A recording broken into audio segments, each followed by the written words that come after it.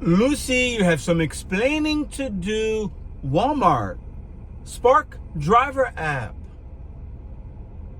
Why didn't you just give me money this week? I haven't worked in over a month, 5 weeks. Got deactivated.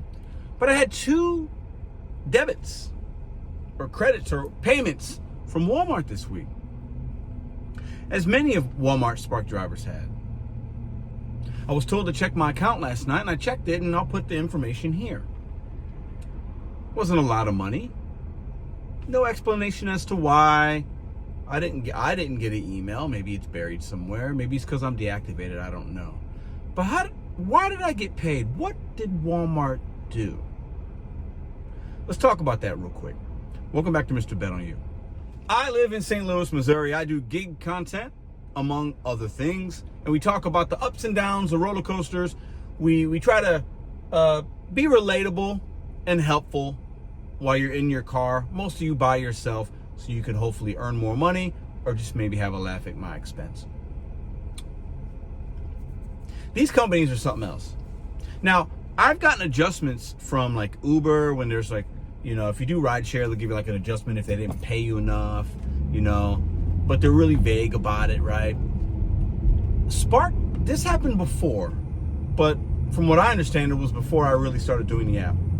And there was adjustments based on tips, was what I was told. Meaning, they didn't give you enough of the tips. They somehow, the accountant or somebody, did the calculations and said, oh, we didn't pay those drivers enough. We have this extra pool of money or something. We need to give that back to them. And then you just get lucky one day and you get some extra money. Some companies, like DoorDash, has been caught stealing money and using that money to pay the higher base fare for orders that don't have tips. So basically supplementing tips, stealing a tip from a driver and giving it to another.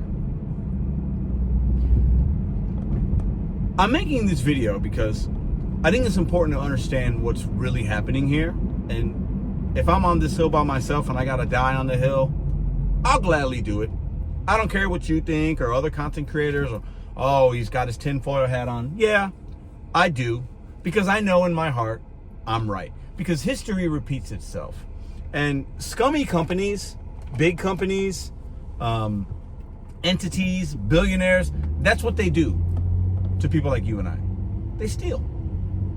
They pillage. That's what they do. And nobody's going to convince me otherwise. So Walmart, somehow, a customer can tip in the app and they can actually add money later on, right? And sometimes you'll see that come in. That's not what happened here. I'm going to tell you exactly what happened. Once again, this is me theorizing, but this is my truth and I'm going to speak it. These companies, and a little backstory here. I remember when Uber gave me like 60-something bucks once. I was like, whoa, where's this extra money? And I called support. This was several months ago, maybe even a year ago, probably a year ago. I called them and said, hey, I got this adjustment. It just says Uber adjustment. It was like on a Sunday night, and I called Monday morning. They're like, yeah, the support agent now, because I'm sure he was fielding a lot of calls that day, okay? You got to take what the support agents say with a grain of salt, because they don't work for Uber. They work with them. They're independent in some kind of ways, and then they're just reading off a script. However, some of these support agents are smart. They put 2 and 2 together. They talk. Some of them all live in the same house or they work in the same building, whatever. Anyways, he says, well, Uber is trying to make sure they don't get in trouble because they're supposed to pay you a certain amount of the take fare, or, I'm not saying this is verbatim, I'm paraphrasing. I believe Spark, like every other app, takes the pool of money and gives us what they want. And most of the time you're going to get all the tip, and most of the time your base fare will be about the same. There's minimums, and those things will go up based on time and mileage and if there's an issue and all that stuff, right? Walmart is a company that historically, year after year, has crapped on their employees. A few people at the top and maybe even the GM and a district manager, they can be doing okay.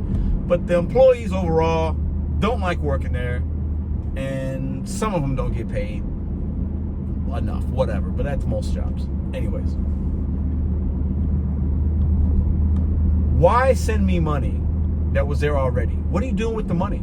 It's almost like, taxes are a scam. I don't know if you guys know that or not, but like property tax, even your regular, it's all a scam. Don't cancel me for telling the truth. It's a scam. It's a scam. It is.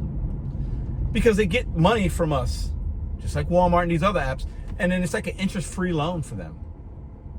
It's a way for them to cook the books. It's a way for them to make, to do what they want with the money when they want it and give you some or give. There's no way for us to track the money that I got. There's no way for me to see if that was accurate or not. Or is there? Maybe you can tell me in the comments. So I got like 20 some or maybe like 30 something dollars, 2 different transactions. Was I supposed to get 40 something? How am I supposed to know? We have no control of the money at all. At least with W-2s, you get a pay scale and hours, and you clock in, you clock out, and that can be tracked. With our money, they have complete control of the tips and everything else. You mean to tell me you don't think there's things within the software where they can manipulate things and skim? Come on, y'all. I know you're not that naive. You can't be. These companies start in the beginning and they don't make any money. And then they have to figure out ways to make money. And this is how they do it. They supplement income. They do a tip pool or tip share, and they steal driver's pay. Period. Full stop. And then if somebody gets wind of it, maybe they'll make it up so that they don't get in trouble and get fined. Once again, this is me. This is my opinion. This is my truth of what I believe is happening. You have to remember something. I worked at a casino, the biggest casino in North America. Look it up. I worked there. I worked for the group that managed the most casinos in North America. At the time, it was Penn National Gaming. It was Pinnacle when I started, and then Penn bought them out, and they became the biggest in America. I've been a part of meetings. I know how decision makers think and feel about labor, about numbers, how to manipulate those things, and how to take away from the workforce, and how to, everything's a dollar, everything's a number, people are numbers and dollars, and everything is how we get more basis points on our P&L. We can do this, we can do that. I work for a guy that thought it was such a great brainiac idea. He didn't care about the people or the customers at all. It was my bonus, his bonus. Let's make the numbers look good. Forget about the feelings. And in some industries, that can be okay. I managed a buffet. I'll end with this.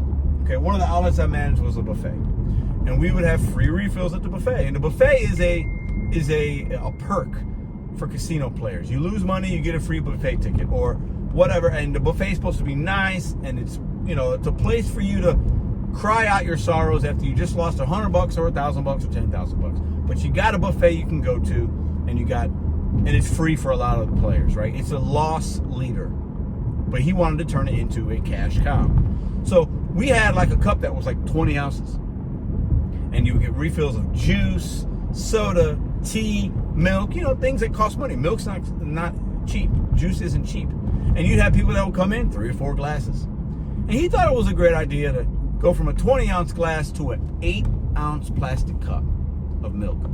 And our serving team would have to give a grown man that weighs 300 pounds, he'd order a chocolate milk or an orange juice, a kid-sized cup. And then what would happen? He'd want a refill after, I don't know, a minute. And then now he's waiting for a refill. Or the servers, now we got to dirty more cup. It was absurd. It was insanity at the buffet. And if you work with me then, you know what I'm talking about. But I had to try to manage that. These companies will nickel and dime until they get caught, and then they'll pay you what they think they need to. Walmart just gave me money after not working for nearly five weeks since I've been deactivated, and I have really no idea why. But I believe in my heart all these companies steal, skim, and manipulate. Some get caught if they're big enough, and some don't.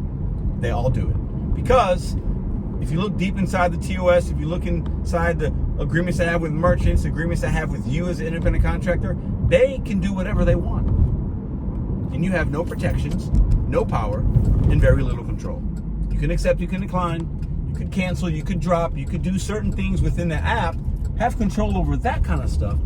But the money and what we are really getting paid, none. You have zero control over that. And every once in a while, you get a little adjustment or a bump, and it feels good. Oh, I just got $30. I'm not happy about that.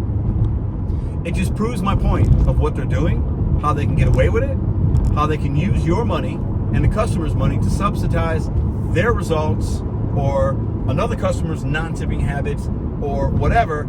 Take that stockpile of money and then give us some pennies later on if they get busted. But then what do they do with that money? They were able to invest, more marketing, more this, more that, make that quarter 3 look good, make the quarter 1 look good, and then we'll roll this over and then we'll figure it out at the end of quarter 4. I need y'all to trust me on this. This is what's happening. And anybody that thinks differently, be naive. I love you. I ain't mad at you. Work the apps. I still do. I get it. We got to earn. We have to be, our eyes have to be open to what these companies are doing. See you in the next video.